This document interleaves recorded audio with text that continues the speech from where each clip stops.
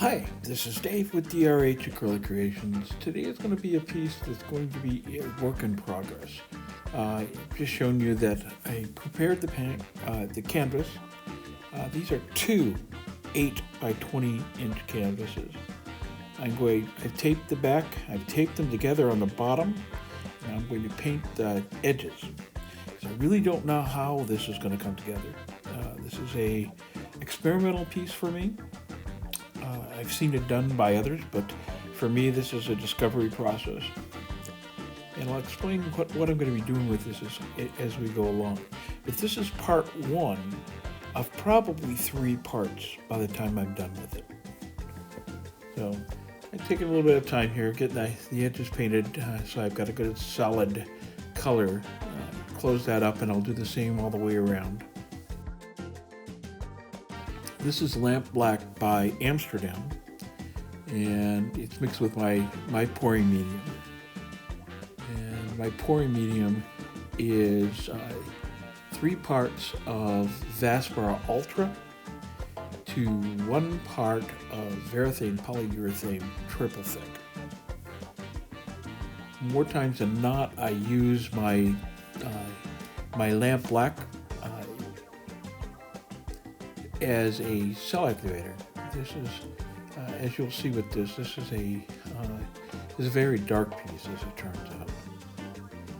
Really, my intention when I started was not for it to be as dark as it is, but we get what we get sometimes and move from there.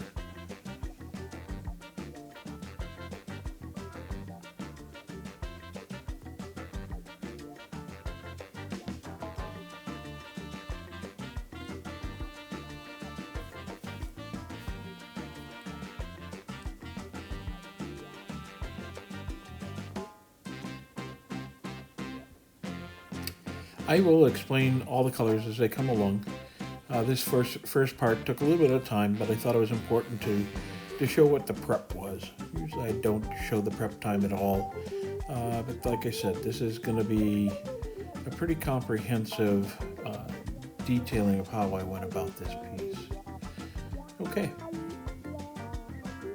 I'm going to put down a little bit of my, I think this is a Glidden Premium in black, but first I'm going to set up my cup, and it's going to be just basically it's not a flip cup, it's just going to be an open pour. I've got the Lamp Black there. This is Pearl White by Firedots. Next, started out, there's a huge container of pigment, and I'll talk about that in just a second. All of these are Firedot pigments here.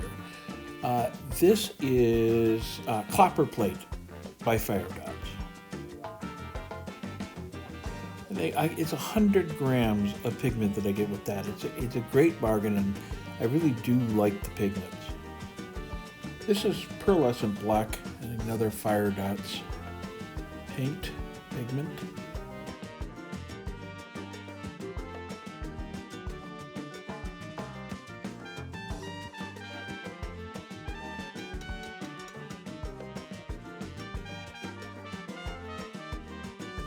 And pearlescent white.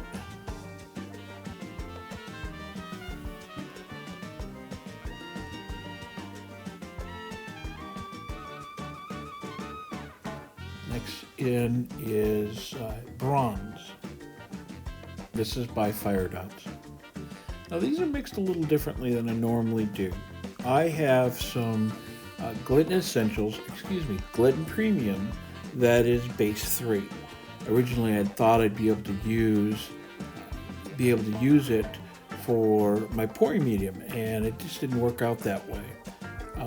But in mixing the pigments this time, I actually got a pretty good response with it. So I just mixed the pigments up my normal way, and I added it to the Glidden Essentials base 3, and it seemed to work pretty well. Okay. And I'm just going to repeat the process. I'm just adding that's the copper plate. I'm just adding each one of the colors in the same order.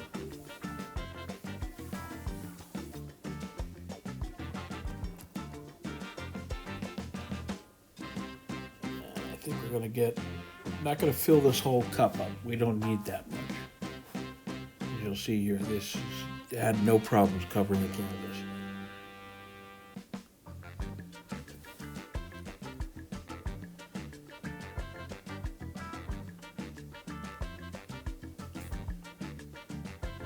This video overall was well over an hour and 30 minutes long, so I had to do some editing here and had to speed it up just a little bit. And here we go. This is the last layer. This is a little bit more of the lamp black going on top.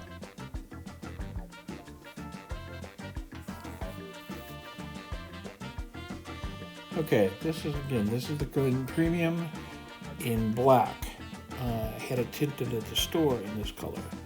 I do a little fiddling here because it hadn't been open for quite some time. So, and it was pretty much empty. So I'm glad I finally got this. Found a use for this. The Glisten Essentials, or excuse me, Golden Premium is not my go-to for black. So generally speaking, I like to go with the Tricoin Black from Color to Go, Sherwin-Williams. Okay, I'm just going to start pouring this and do a little bit of wiggle. And this is doing the open or the cup pour is not my forte. I was just looking to get texture behind on the canvas. At this point, I was hoping this was going to be the painting itself, but as it turns out, yeah, as we'll talk about later, it's too dark for me. But I have a fix, so just hang on with this. Okay.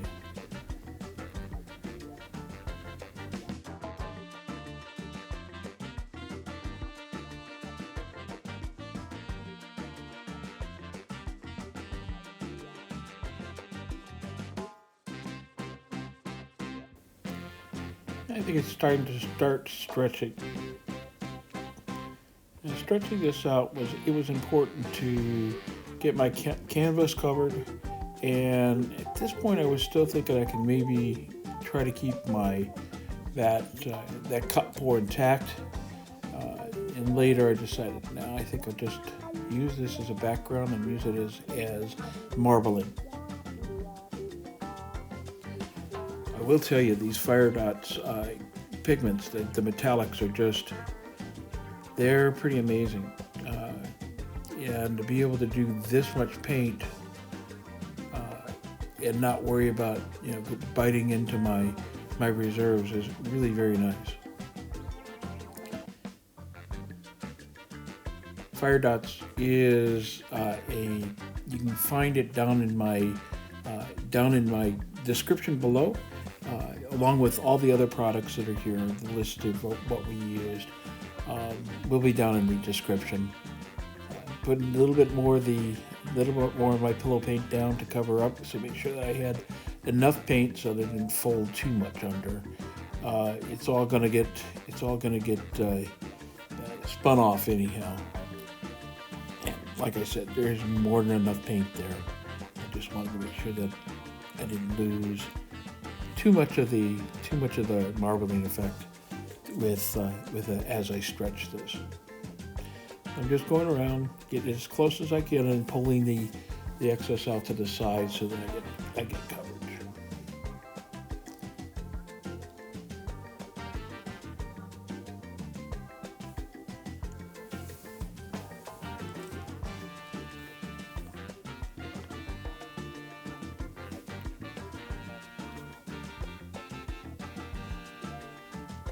It's tricky working with a split canvas that is taped on the bottom.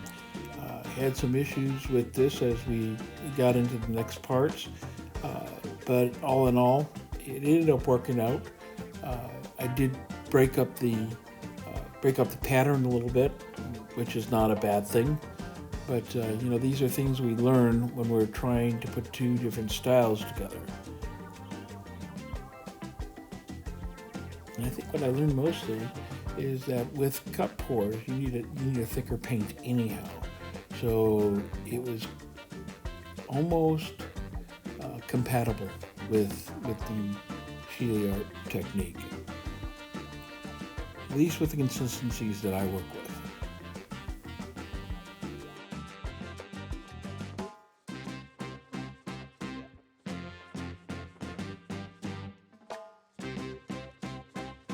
I'm loading up the back of my palette knife now with Lamp Black Cell Activator, Rosé by This Little Piggy, and Velvet by This Little Piggy. And I'm going to just do a couple swipes across here, trying to break up the lines that are here. At this point I realize I'm getting kind of long here, so I sped this up about 4 times. So to get us to the end of this, and talk a little bit about my final decisions with this work.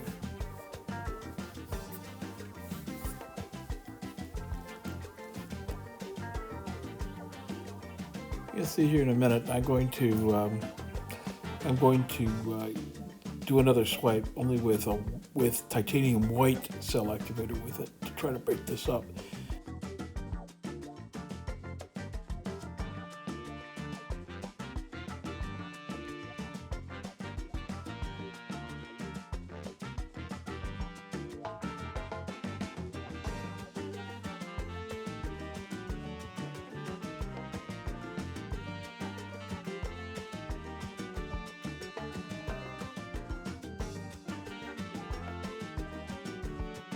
Yeah, I've been doing some scooping and dragging here, and I'm noticing that I really didn't have enough paint down on the canvas any longer to really do a good scoop and drag. You really have to have the paint underneath it.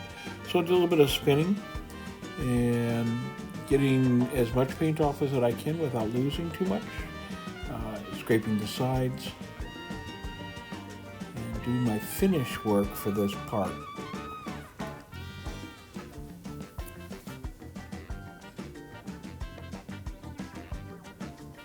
I think we're pretty much ready to do a flyover with the wet results.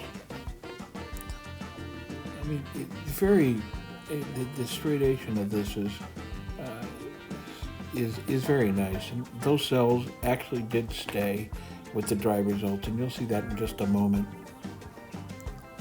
I'm going to flip you back over after this dried a few days and show you what the dried results look like.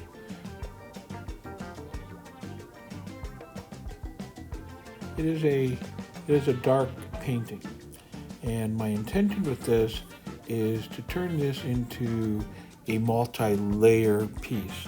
And part 2 will talk about my embellishments that I'm going to do and the first resin. Well, we'll get there.